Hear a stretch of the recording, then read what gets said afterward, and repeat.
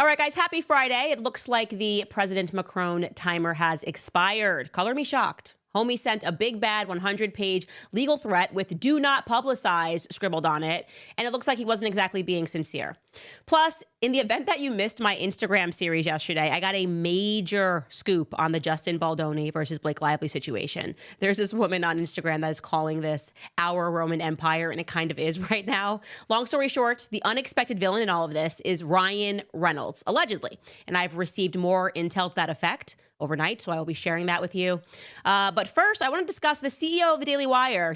Jeremy Boring appears to be casting a little bit of shade on his former employee, Brett Cooper. At least that's the way the internet is reading it, and that's certainly the way that I read it too. So what exactly is going on? I'm going to tell you what I know, all that coming up on Candace Owens.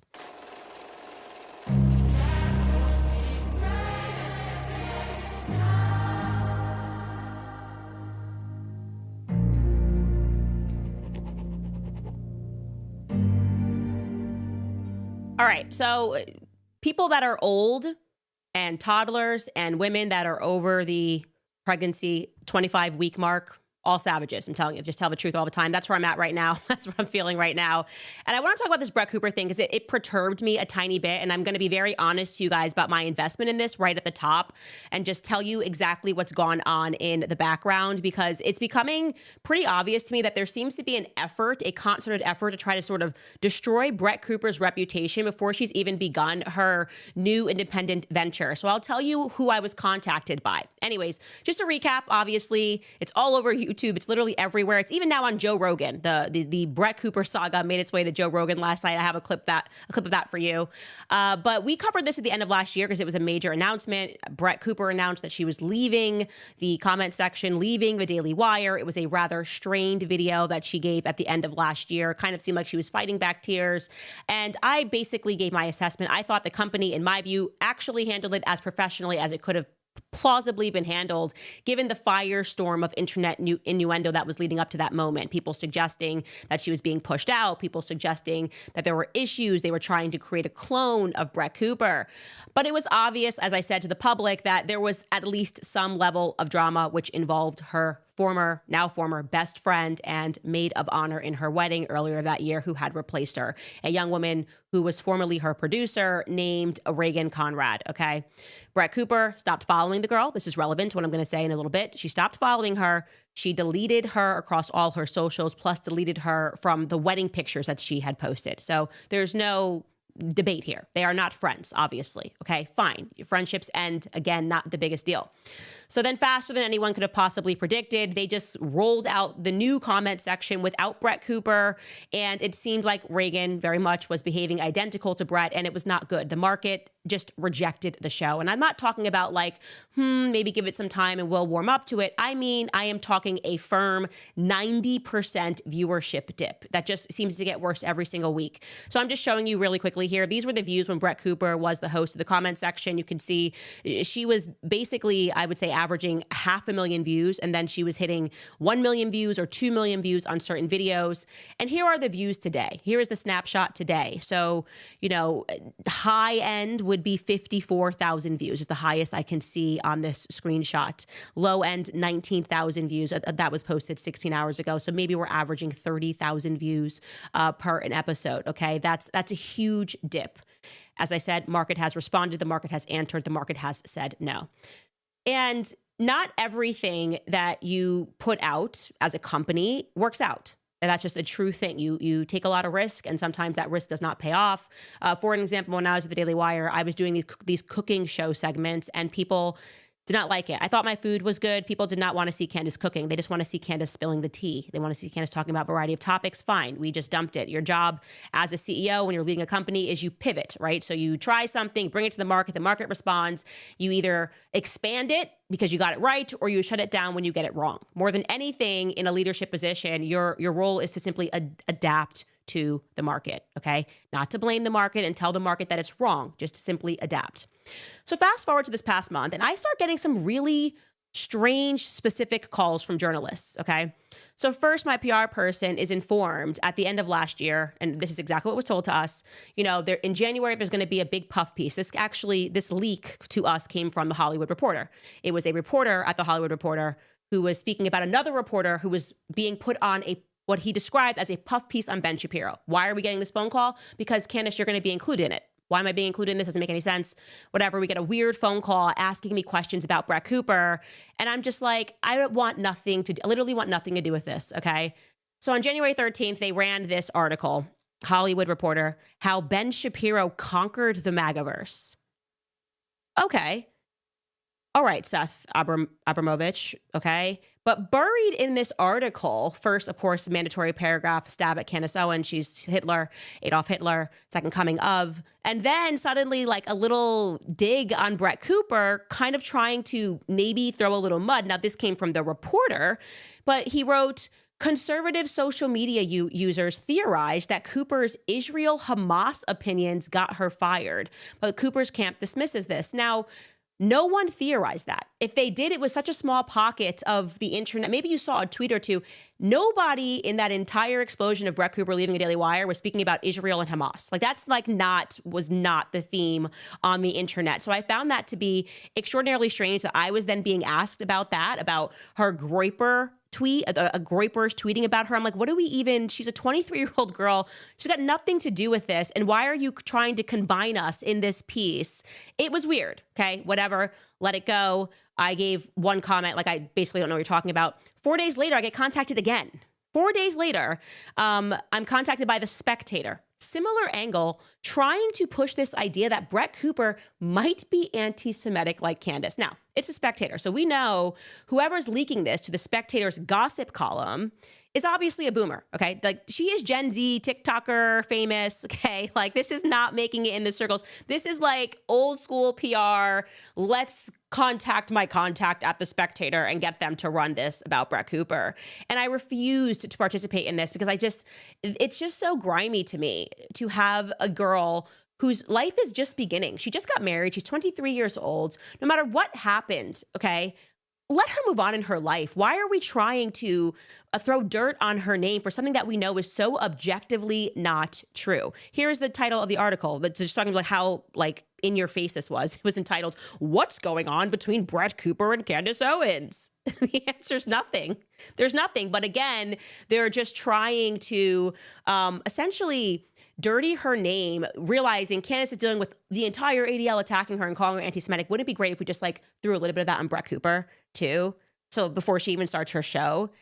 And what was really strange about it, it was the same exact pattern. So when I left Daily Wire, all of these journalists were writing basically about my Twitter likes. They were like, Candace liked to post saying that Jews drink Christian blood.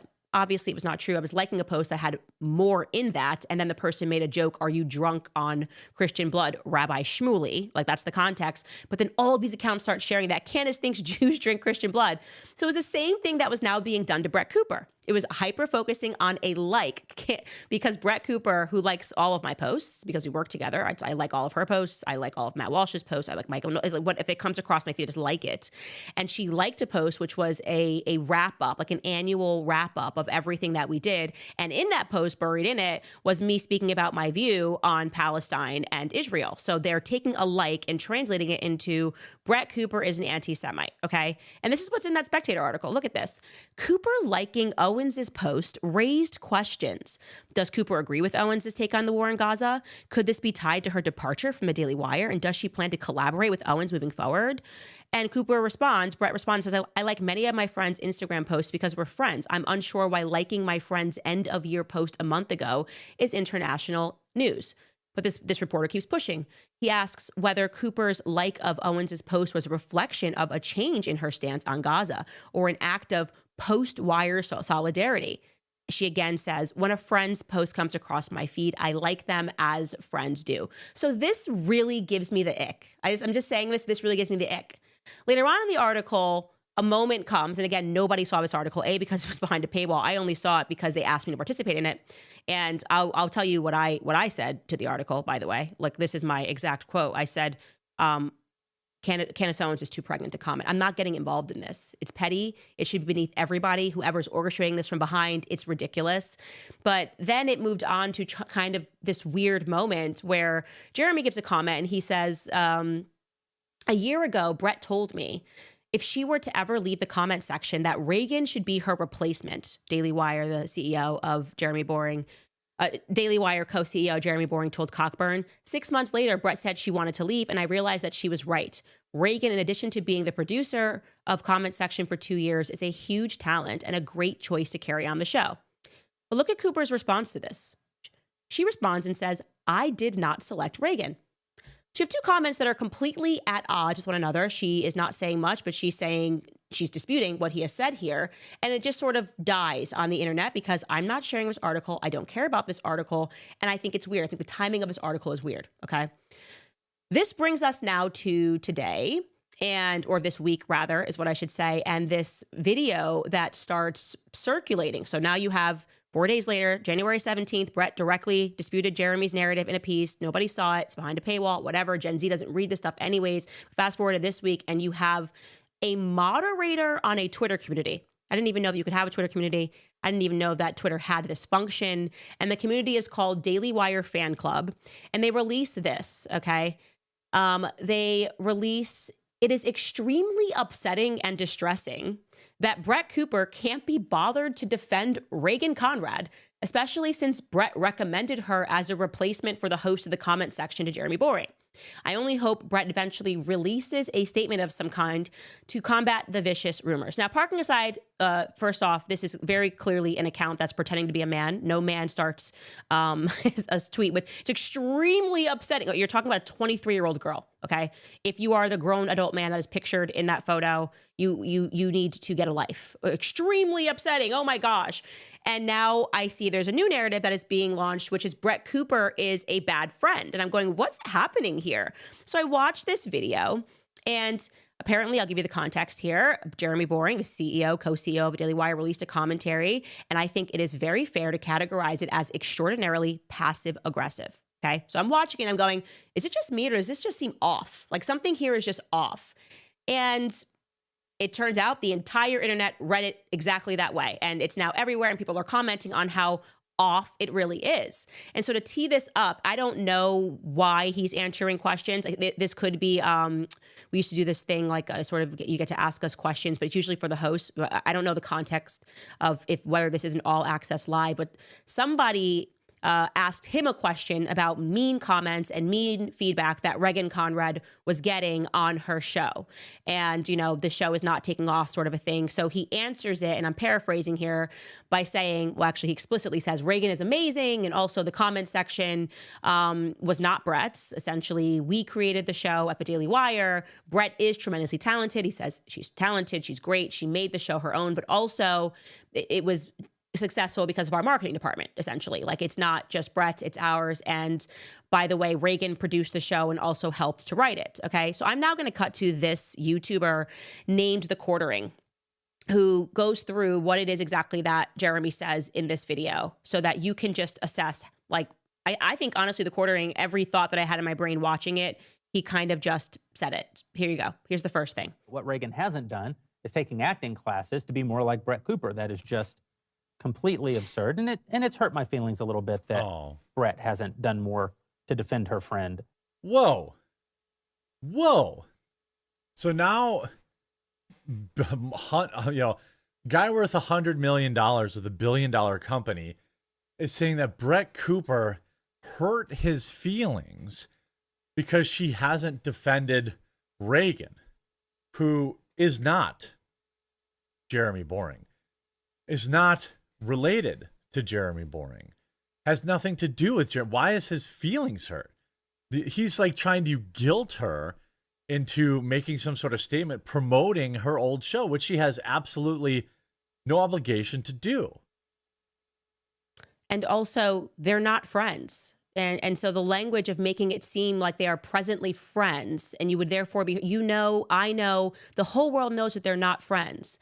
So why would you be hurt by someone not promoting a show of their former friend? And also, I'm going to ask the question, can she even speak out about this? Because it certainly doesn't look like it. And, NDAs are industry standard. So that also is another question. Then there kind of gets to this portion where he's speaking about acting classes, and I will just let Quartering take this part away as well. Reagan's enormously talented. She's been an enormous part of building the comments section for the last 2 years. And I've never sent her to an acting lesson. She's never asked me to send her to an acting lesson. I've never asked her to do anything to be more like Brett.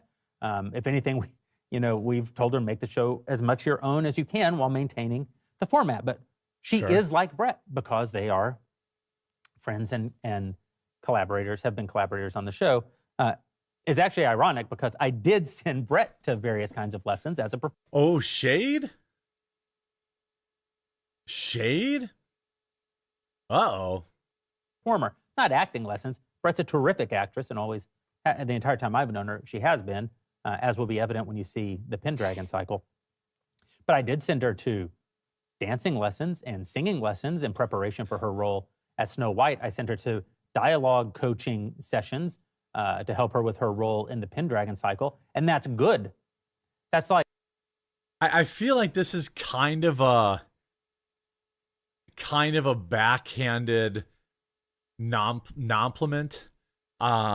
He's basically saying like, well, I had to do all this stuff for Brett Cooper, but he's like couching it by, it's like a compliment sandwich. He's saying, oh yeah, she's just so great. Well, I did send her to dancing lessons, vocal lessons, dialogue lessons, this lesson, that lesson. So real. But she's fantastic.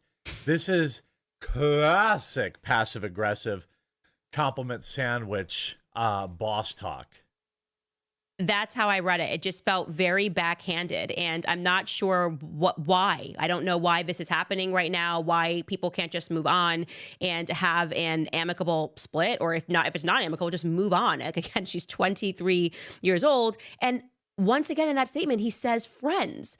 They're friends. That's why they act alike. They are not friends. He knows they're not friends. Everyone knows they're not friends. So what is the purpose of answering a question and saying something? Maybe here, let me be charitable. Maybe he truly is the only person in the world who does not know that the two of these girls had a tremendous falling out that the entire internet reported on due to her taking over the show. Like, maybe he's the only person who does not know that Brett unfollowed Reagan and deleted all. Maybe he's the only guy and he's really just being like, wow, I think they're still friends right now. Maybe that is true.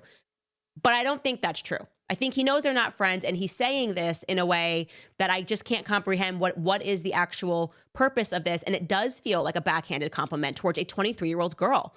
And then he sort of gets into like why the audience doesn't accept Reagan, like why the show is failing. And here's what he had to say. And the audience, whenever Reagan would guest host the comment section, the audience loved her. The comments were almost universally positive. In fact, many of the things that they're now criticizing her for in the comments were the things that they liked most about her. Well, that's because she wasn't replacing her then. She was simply filling in.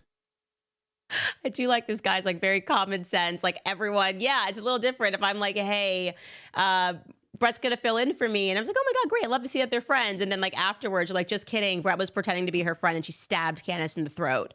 And now she's got her job. Like there's obviously a difference in how the audience is going to receive that. There's an emotional understanding here that I think is perhaps being missed. But now it sort of becomes like the audience fault. And this is how he concludes that thought about the audience suddenly not liking this show anymore. When they didn't know that Brett was leaving the show. And for that reason, I know that most of these attacks on Reagan are completely unfair. They're completely disingenuous. People aren't really raising these criticisms. They're either helping to craft or buying into a narrative which has been crafted by people who want the Daily Wire to fail and want Reagan to fail in the role. And both will be disappointed because Reagan will not fail in this role. And the Daily Wire will not fail. We continue to grow and we continue to succeed, and business is hard, and we'll go through you're always going to go through a little bit of a downturn in audience after a very popular host leaves a show. So to me, this is a tremendous lowering of the office of the CEO. It seems like he's engaging in high school drama and theatrics and doing it in a way in which he's trying to throw some tar on Brett Cooper's name, but simultaneously saying to the audience, like, accusing them of wanting to see the Daily Wire fail. It's like, no, they just don't like the show, man. Like it's that easy. They don't like the new host of the show. It doesn't mean nobody's rooting against. I've never even heard or met this girl, Reagan Conrad. I just don't think the audience likes the show. I think they appreciated Brett in that role. And I don't think you can just blame the markets and say, well, you're going to see, like, we are going to be successful. Like, there seems to be this like underlying anger and upset there that the audience doesn't like it. It's literally, we saw this meme circulating on the internet. It's this meme for the comment section. Jeremy Boring shoots the comment section with Brett Cooper, then turns around and goes, how could Brett Cooper do this? How could she do this to us? It's okay, totally fine. And if you think, or if you constantly see yourself as like the victim of this, as opposed to just taking it on the chin and saying, they don't like this, let me create something else, it's not going to change. You know what I mean? It's not going to change. And the comments section pertaining to Jeremy's comments on the comment section reveal that. These are just, by the way, the top posts in order under the Quarterings video. This is not interrupted whatsoever. So the guy who made her sign an NDA wants her to speak about something she probably isn't even allowed to speak about. Oh yeah, I'm sure that's not entrapment or anything like that. These people are vile. Are they trying to destroy their company and credibility? Because that's what it looks like. Next person. None of that explains why Brett unfollowed Reagan and Jeremy on all social media and why she deleted the maid of honor photos. Like, no one's being fooled by this. He's upset that the comment section was a cash cow with Brett and he didn't realize how much value she was actually worth. The only reason the DW didn't start an entirely new channel for Reagan was that they didn't want to throw away the 4.7 million subs and start over. It was purely out of greed and a numbers decision, in my opinion.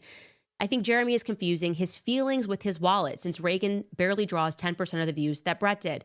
A good CEO doesn't go around talking about his feelings. Why does he publicly call out Brett? Can he not just call her up and explain the problem and ask her to say something? This attempt at public shaming to force her is disgusting. Jeremy Boring 100% tells his employees that we're a family here right before he throws them under the bus that Ben is driving. The fact that Brett hasn't said anything and that she unfollowed Reagan on social media along with everything else tells me that there were definitely hurt feelings. Last three here. When you quit a job, it's not your job to get involved in the former employer's issues. That's correct. Jeremy Boring once again attacking ex-staff while holding them to strict NDAs. It shows you who he is.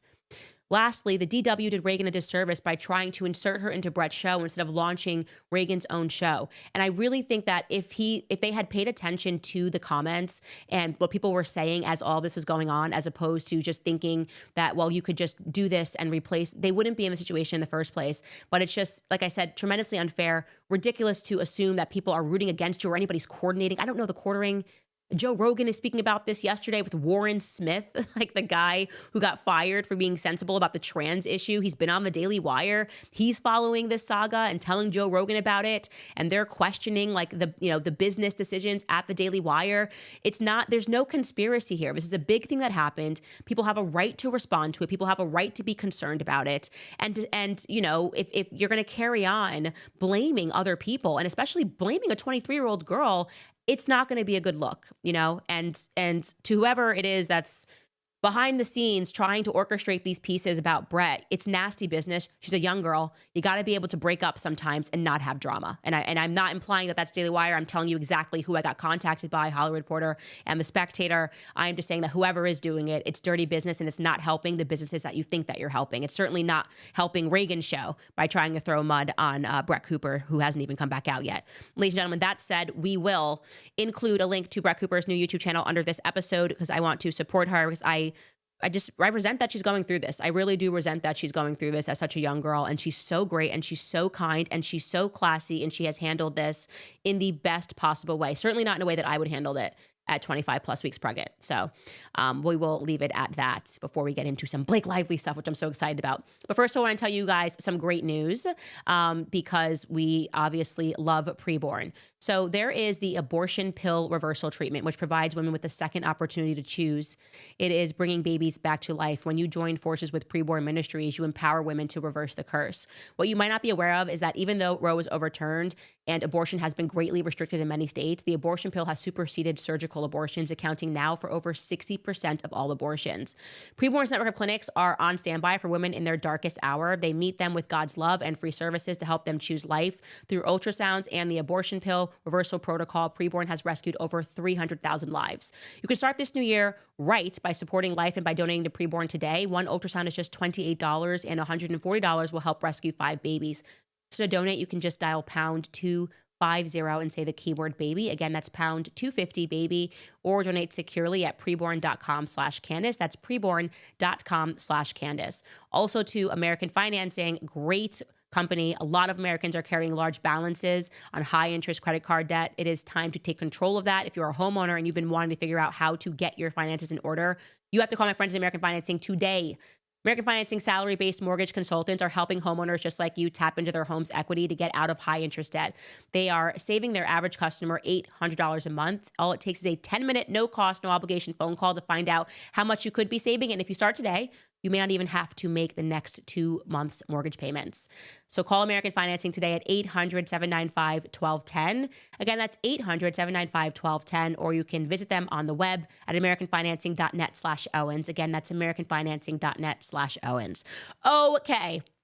So I was supposed to take a day off yesterday. Then I realized that I kind of just gave everybody a free podcast on my Instagram accounts because I was just, I kept sharing the cat meme, like not the cat meme, it's the cat emoji. We're like, that's my favorite emoji where I'm like, and this has been me following the Blake Lively saga. And so I'm so sorry for those of you guys that don't like culture.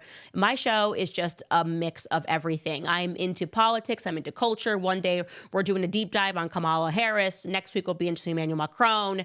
But I gotta this Justin Baldoni, Blake Lively thing is seizing me. And so a woman said today on Instagram, it is our Roman Empire. And this is it. It's our Roman Empire right now. So forgive me. I think I said 2 days ago I wasn't going to cover this again, but then I got intel. It was me. I got amazing intel. Okay. So first, let's cut to this headline, this little update in the Daily Mail. And the Daily Mail is saying that Ryan Reynolds is in a desperate bid to save his image amid his wife's Blake Lively's $400 million legal battle with Justin Baldoni. So he is now concerned. And buried in this article, it tells us that insiders claim, ready, that it was Reynolds who pushed for the shock request for a gag order, because they just now are requesting a gag order. And this is a desperate bid to stave off any disruption to all of his upcoming projects and the staff at his company, because he runs a company called Maximum Effort Productions, and for the sake of his wife's well-being. Well, isn't that timely? The quotation given to the Daily Mail was, Ryan was a driving force in requesting a gag order for Justin's attorney. The insider told DailyMail.com exclusively. Ryan's production company has a lot of projects in the works right now, and Ryan would be devastated if this impacted these, as it is unfair to his coworkers and the people who work at his company. Okay, Ryan. We're starting to see you for who you are.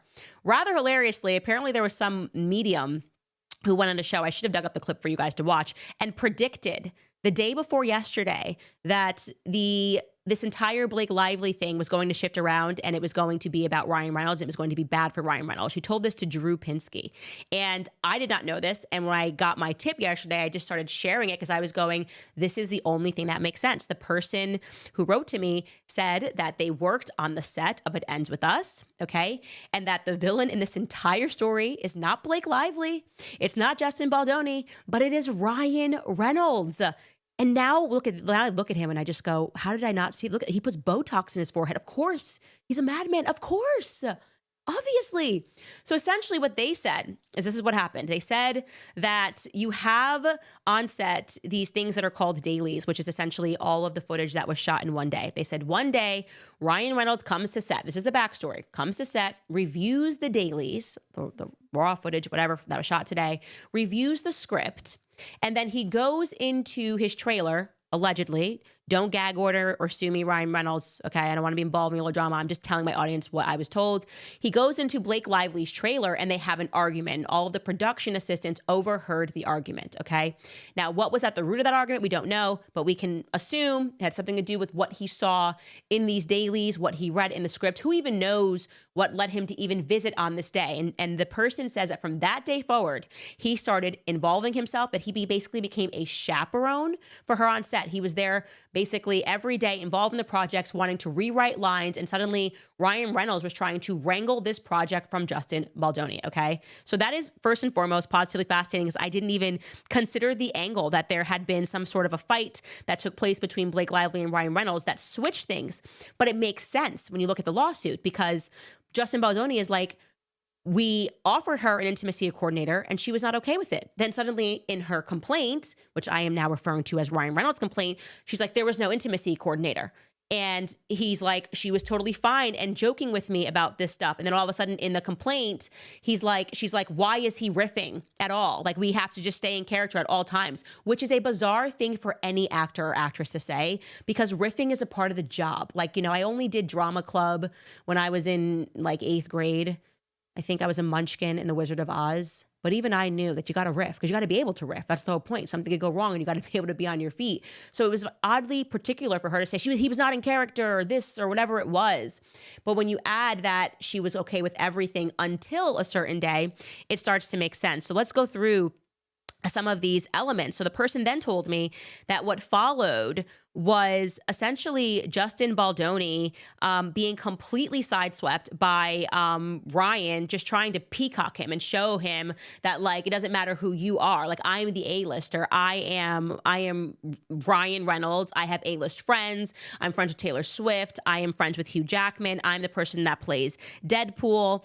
And that is when, and this person was a strong contact. So this isn't like a little bit of tea. This is like, I felt good receiving this information from another person who said that it was Ryan Reynolds who marched into WME, okay, which is Endeavor. It's also called Endeavor. It is the biggest talent agency in the world. Every celebrity is under there, from Taylor Swift to Justin Baldoni, and said, it's us or it's him. Like, you're going to drop Justin Baldoni or you're going to lose all of us. And I obviously that has a little bit of weight at Endeavor if you're friends with Taylor Swift. So here's the article of what happened next. You can see Justin Baldoni gets dropped from WME in wake of Blake Lively's sexual harassment allegations. That person is telling me that it was 100% Ryan that orchestrated that dropping, and it was an ultimatum that he delivered to their door. So Ryan felt like he won. He had Justin Baldoni, as we showed you, in the basement at his own premiere event, even though it was his movie that his production company brought the rights from. Justin Baldoni in a basement with his wife and his family, celebrating it next to Dasani water, making the best of it. And now he gets dropped. The civil complaint is filed, and Ryan is like, we won. What Ryan didn't realize, okay, or didn't calculate for rather, was that Justin Baldoni shares that production company, Wayfarer Studios, with a guy who is a billionaire, okay? So Taylor Swift might have influence, but money is money, okay? And this guy made a ton of money in the 1990s. He's a very tall guy, by the way. I think Justin Baldoni is 6'2". And this guy, Steven Sarosky, is basically just living out the rest of his life trying to do good things, right? So this is an article. He lives in Chicago, and it says the city's newest billionaire doesn't plan to die one. He does not want to die a billionaire. His plan for Steve Sarowitz and his wife is to just give away $1 billion in charity during their lifetimes. That's a lot. He's so rich that his new goal is to give away $1 billion. Like, that's what we're all aspiring to.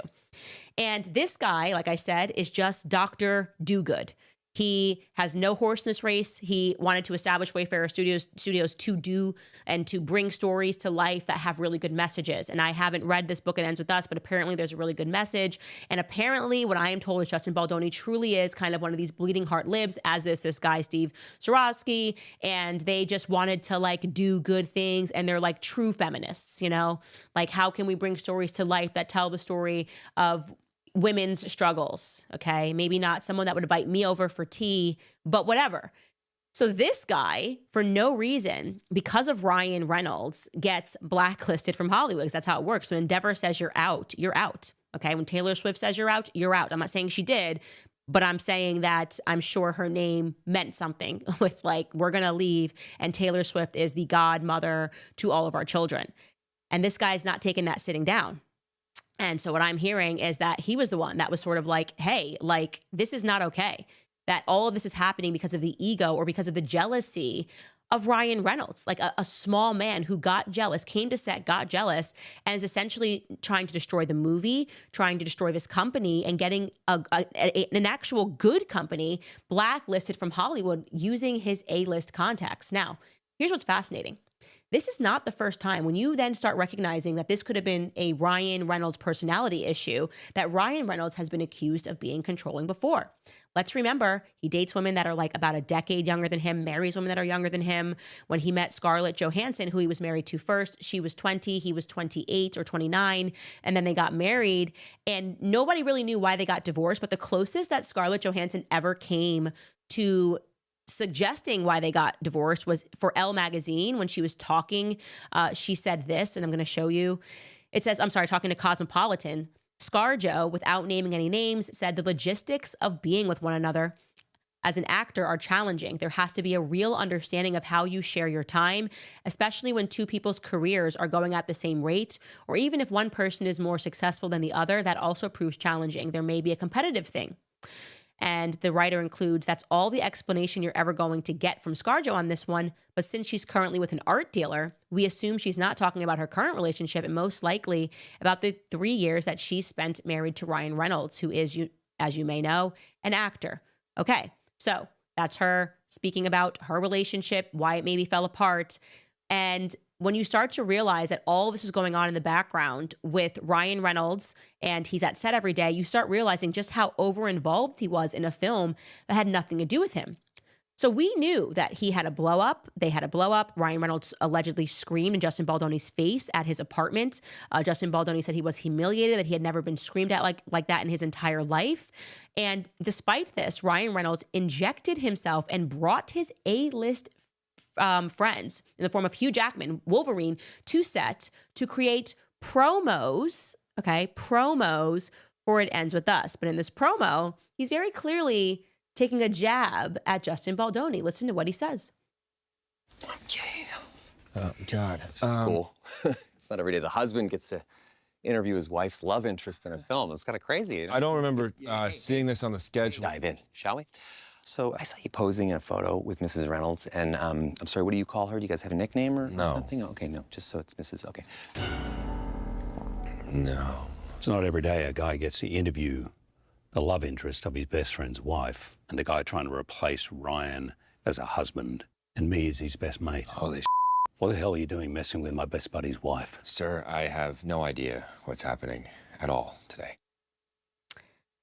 So I'm starting to think, you guys, now that we know, okay, think about what he is saying there. Is somebody trying to replace my husband's, my best friend's husband's wife, right? My best friend's wife, okay?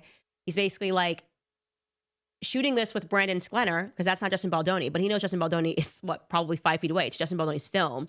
And he's writing this script, and I don't think it's really a script, okay? I think Ryan Reynolds is peacocking, bringing in an A-lister, saying, you can't say no to this. We're promoting your movie, and this is an A-list star that's willing to do it. But he's actually taking a stab at what likely went on behind the scenes here. Ryan felt, for whatever reason, intimidated about the relationship that maybe he thought was budding between Justin Baldoni and Blake Lively. And he's saying that in the script, and he has a distinctive pattern. Ryan Reynolds, this is his thing. He's a Taylor Swift of the movie industry. When he gets upset with somebody, he puts them into a script.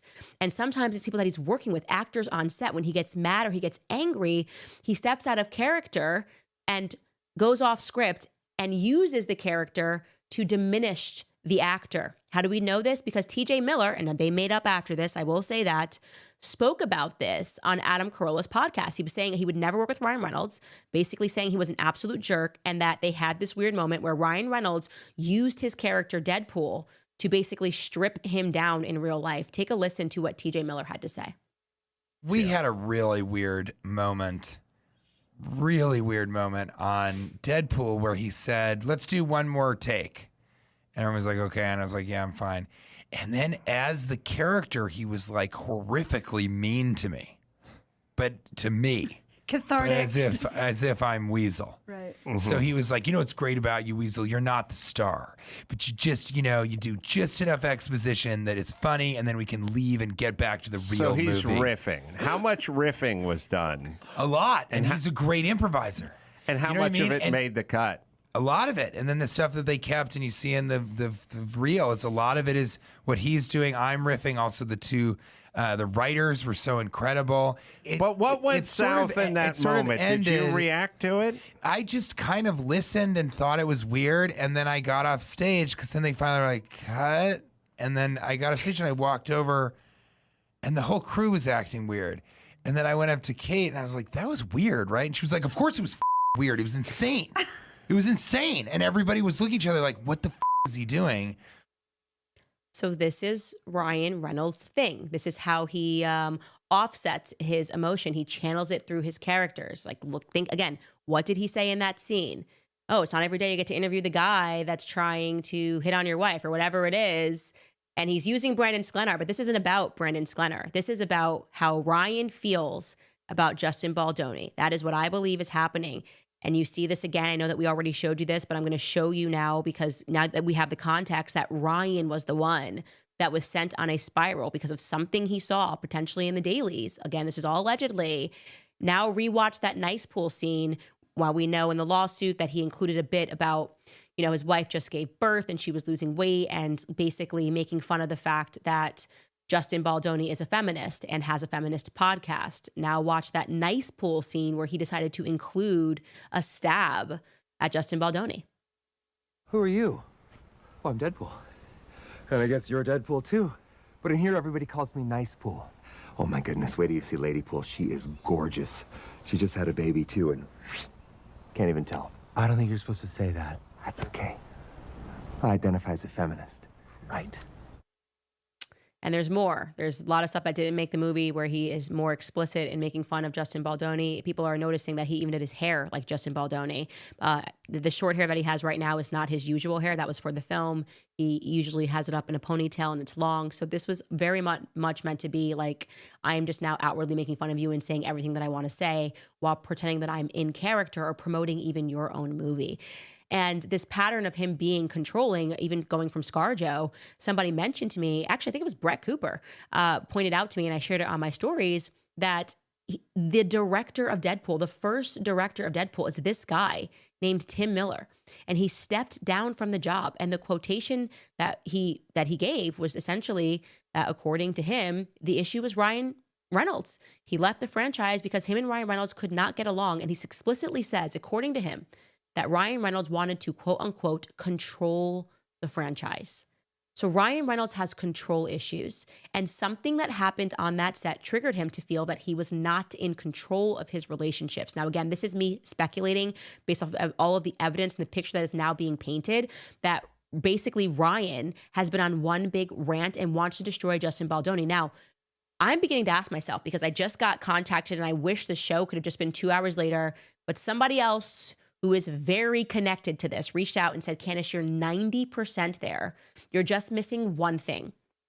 And I'm beginning to wonder, and listen, full speculation, no proof, for him to go that crazy, did something happen between Justin Baldoni and Blake Lively? That's my question. Did something happen between the two of them? And then he came to set, or maybe he saw, maybe it's just a text message. I'm not saying they had an affair. Maybe it was a text message. He was going through her phone, logged onto her computer to order some Uber. I don't know, or Uber Eats. He was just ordering some Chipotle and he saw a flurry text come in. I don't know. And he's like, you know what? Let me go check on what's going on. Then he goes and he gets the dailies and he sees a little bit too much chemistry. And he's starting to think, oh, you know what? That's kind of funny. That's how I start all my relationships. I am in movies, like I was with ScarJo, and then I start dating them and I marry them, and I sleep with them. And then I did this again with Blake Lively, and she's done that too. She also has a history of dating people who she co-stars with from Gossip Girl, and he just goes crazy. And maybe he starts thinking they're having an affair or something's going on, and he just goes full bore. But there's a 10% thing of this person's legend that I'm missing, and I'm going to get it. And I will have it to you guys by Monday. I'm putting the pieces together, but something happened on set. Okay, this story is now coming into focus, and Ryan Reynolds is the one that is pushing this. Ryan Reynolds is pretending that he cares now that people riff when it's all he does on the set of Deadpool. Now he's like, stick to the script, Blake Lively, no caressing, no touching, and he's essentially using this lawsuit, or attempted to use this, not even supposed to be a lawsuit, whatever he filed in LA, the complaint that he filed, as a way to just destroy a man that he's clearly extremely jealous of. I think that is very clear. He is extremely jealous of Justin Baldoni. You do not show up on set, insert yourself. I mean, how weird. I was saying to my producer, like when we were doing documentaries, how weird if like my husband showed up and just was like, I'm rewriting the entire script and I'm going to start promoting it. That doesn't register as, that's not a secure man. That's an insecure man. That is a man that is spiraling, and it is plausible that Blake Lively was given an ultimatum, just like Endeavor allegedly was given an ultimatum, and she had to go along with this to save her marriage. She just had her 4th kid, I think, 4 kids, and, you know, your husband's going crazy. Maybe Blake Lively's like, I just got to go along with this to save my marriage. I don't know. And I'm also not trying to present her as a victim because she's played a part in this. And maybe it got out of her hands, it got out of her control. And now it's fully very much in the lawyer's control. And it is not going to end well because it's already just getting worse every single day. And my understanding is that she's not kind. She's not a kind person from insiders. She has never been particularly presented as a very kind person. But I think this rage, it seems to me, that Ryan Reynolds has been on a rage since the day that he allegedly picked up those dailies, and he has not stopped. And there's something that Justin Baldoni did, or that he believes or perceives, if he thinks his wife likes Justin Baldoni, that set him on this insecure quest. So like I said, I will have it for you on Monday. I'm fishing it out. I'm darn close. Don't send a gag order to me, Ryan Reynolds, because I'm not going to abide by it. I just feel like just don't do it. Just don't do it, okay? Or I'll pretend I didn't get it. I'll just jump away from the server. I'll jump into a bush. So don't do that. Just leave me alone, okay? Speaking of which, speaking of servers, speaking of the people who knock on your doors and say you're being sued, you guys would be thrilled or shocked, I'm sure you're shocked, to discover that Emmanuel Macron and Mr. Macron sent me that legal letter, 100 pages of not answering any questions, but saying that like me covering the story is causing her emotional distress, but also don't publicize this. We don't want you to take this public, Candace, but know that we are the president of a country that you don't live in, so you better take us seriously. What? Like, welcome to America? I don't know. Cultural differences? You're an idiot for having sent this, okay? Whoever your advisors are, fire them. This was dumb, Emmanuel. Stupid, okay? Literally, who's ever presented that idea and let that go through is the dumbest person in your inner circle.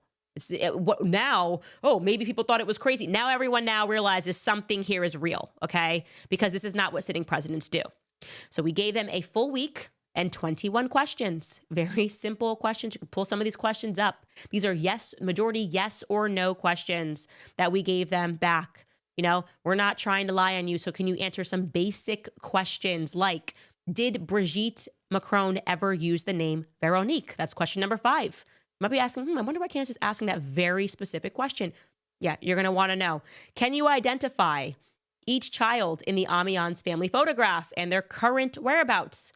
Did Brigitte Macron physically give birth to 3 children? That is if you think someone's transgender, if someone is saying that, Candace, I think you're really a man, and somebody says, I will shut down this podcast and I won't say that anymore if you answer this question, did Candace physically give birth to children? Yes, I physically gave birth. Here are the hospitals. Here are the pictures. Yes. So apologize to me publicly because they can't do that. They can't answer these questions, okay? And so I'm happy to tell you guys that beginning next Friday, I hope we make that deadline. It looks good. Looks promising. Beginning next Friday, we will begin our Brigitte Macron series. I'm happy to show this to you guys. The series will be entitled Becoming Brigitte, an investigative series by Candace Owens. Yay! I'm so excited. I just can't hide it. Whoop, whoop. We are so back. Trump's in office, Emmanuel Macron, okay? You stop that. Whatever you think you're doing, you stop that. I gave you 21 questions and you couldn't answer. I was like 50 Cent, which, by the way, speaking of which, this is amazing. And this is like Emmanuel Macron. Too bad he didn't see this clip. But you know, Andrew Schultz and the boys over on the Flagrant podcast, I actually don't know them. I have not met them. But somebody sent me this clip from their show recently. Basically, they're saying that if there's two people you don't mess around with, it's Candace Owens and 50 Cent. Okay, take a listen. 50 Cent Candace Owens gets a hold of you. Yeah, any one of them, you're done. 50 or Candace, you don't want no problem, bro. I know Candace tweeted a little video of us saying we don't want no problems. Yeah. Just the fact that she tweeted a video of us, I was like, that was you get the notification. I said, done. No, not Candace. Nah, Candace, you gotta play around with. Don't play around with Candace. You don't play around with 50 Cent. Simple as that. That scared me, bro. Guy at the end. That's just scary, bro. Listen, Macron, you really, I don't know what you were doing inside of this letter, but you were playing around. I think you were playing around. I don't think you ever were going to bring forth this lawsuit in Tennessee. I don't even know how that would work, bringing forth a lawsuit in Tennessee, thinking that I have to abide by the harassment that you are giving to journalists who are trying to present this story, well-meaning journalists in France who are a lot of suspicious circumstances surrounding it. America is not France. And let me tell you, the South of America is especially not France. As I said, we don't like the kind of people who are trying to mainstream the idea that it's normal for 14-year-old boys to be macked on by their 39, 40-year-old teachers. So it's just not a thing down here. And I'm looking forward to it now that the whole world is paying attention. I'm looking forward to the women, especially because we just become detectives. We become the CIA. Essentially, the show is now the CIA. The women that are going to send me so much of what they found. I'm so excited for this part because it's crazier than the Kamala Chronicles. It's somehow crazier than the Kamala Chronicles. And it involves America. It involves the world. And I know that your real fear is that the English-speaking world has not been aware of what's going on in France. And now the English-speaking world is very much going to be aware of what's going on in France, and they're going to be shocked. And how it even loops in Trump and the raid at Mar-a-Lago and the alleged files that were found on your quote-unquote sex life, as reported in The Guardian, that caused a transatlantic panic. Wow. What transatlantic? What could it possibly be? We're going to get to the bottom of that. So, guys, that series will begin next Friday, and I look forward, and I'm grateful for all of you guys that have supported me through this. Obviously, we spent the majority of this time with this podcast being completely demonetized and have relied on just you guys donating to keep this show going. And everything's just been amazing. Truly, like I'm so grateful to my audience. I'm so grateful to the detectives, the moms at home, the dads at home, and just like the whole gang out there. It's been amazing, you guys. So I'm going to read some of your comments first. I just want to remind you, if you think my skin is glowing, it's because of Nimi Skincare. And you know that I love that product. I actually shared it on my Instagram the other day. The new year is the perfect time to refresh your routine, set new intentions, and step into a healthier, more confident you. So if you are ready to invest in self-care that truly makes a difference, then Nimi Skincare has something special to help you greet the year with glowing skin and renewed spirit. Right now, if you use code Candace10 at checkout to enjoy 10% off of your order, whether you're treating yourself or helping someone else start the new year on the right foot, this is your chance to try Nimi's luxurious skincare at a great price. Nimi Skincare is more than just a product. It's a brand that you can feel proud to support because every item is made right here in the USA, America, baby, reflecting the values of faith, family, and freedom. If you're looking for skincare that's extra gentle, Nimi also has a line of clean formulas that are free of fragrance and other potential irritants, which is a thoughtful choice for anyone that is seeking a gentler approach. With these effective products, Nimi can help you begin the new year feeling confident and revitalized. So use code Candace10 today at NimiSkincare.com. The spelling of that is Nimi skincare.com, and you will save 10% off of your purchase. So give yourself the gift of glowing, refreshed skin, and confident skin. NimiSkincare.com. All right, ladies and gentlemen, 52 minutes. This time is flying. I just feel like I have so much more that I want to say, to talk to you guys. I want to hang up with my friend right now. Okay, let me just see what you guys are saying. I'm not hanging up the phone right now. We don't have to say goodbye. We have Donnie, who has commented and said, please interview Nicole Shanahan. She is the only person in California that could get elected as governor, and we need her. That I'm aware she's RFK Jr. She was RFK Jr.'s running mate in his 2024 independent presidential campaign. I have heard of her. I'm not invested particularly in Californian politics, but this is a good suggestion. You know, we're kind of going a different direction with the show. I'm worried about what's happening in Emmanuel Macron's life, but it's always good to have suggestions. So we'll take a look at that. Ulysses Osuna writes, Blake's actions of how she conducted herself during the interviews were still her actions and not Ryan's. Totally agree. That's what started the organic smear campaign. She still hasn't owned up to anything, even if Ryan pushed for it. Totally agree. And I hope I've made that clear. Like, my understanding is that she's not a great person either. Like, she's never been particularly nice, but this entire drive to destroy Justin Baldoni is not being driven by her, allegedly. It's being very much driven by Ryan Reynolds' feelings toward Justin Baldoni. And so, like I said, I feel like I'm going to crack it, but I think something maybe happened. But to set him off that much, something must have happened, because then he even tried to buy his film, by the way, guys. Like, do we have that? Do you have that, Skylar, showing that Blake Lively's husband, Ryan Reynolds, willing to buy out Justin Baldoni from It Ends With Us? That's not normal, kids. like, hey, honey, bye, I'm going to work. Yeah, I'll be there. I'm going to put your boss in the basement, then I'll buy the whole company so that you can be in the films and I can watch you be in the films that you want to be in. Like, that's not the signs of a healthy relationship, I would say.